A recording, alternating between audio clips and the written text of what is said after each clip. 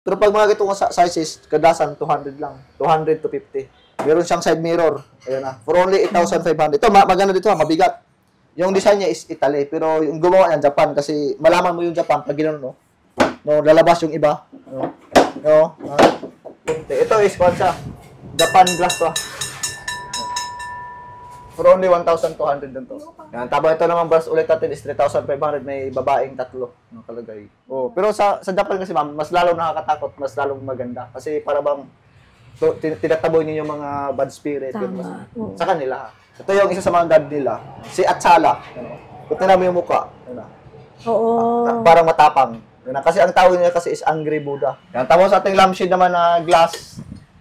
Yan, for only 4,800. Yan, combination sa glass at saka sa bakal. Yan, ito siya is part to sa Seven Gods. Ito. Tapos ito naman siya isa Chinese culture to. Iwan ko lang kung ano siyang kuan. Basta sa Chinese to siya. Ito naman siya is Japan, si Hanya. Yan, yung mga mas nakakatakot, mas kuan sa kanila eh. Ito, meron tayong cabinet for only, dati siyang 15,000, ngayon nakasale na lang siya ng 10,000. Ito, pero sobrang bigat ito Ganda, sobrang kapal niya. Sobrang kapal niya, magandang paggagawa. May susing kasama to, kompleto to na susi. Sobrang kapal at saka solid daw ito, kahit mabasa yan, walang problema. Kahoy talaga yan, Japan talaga yun.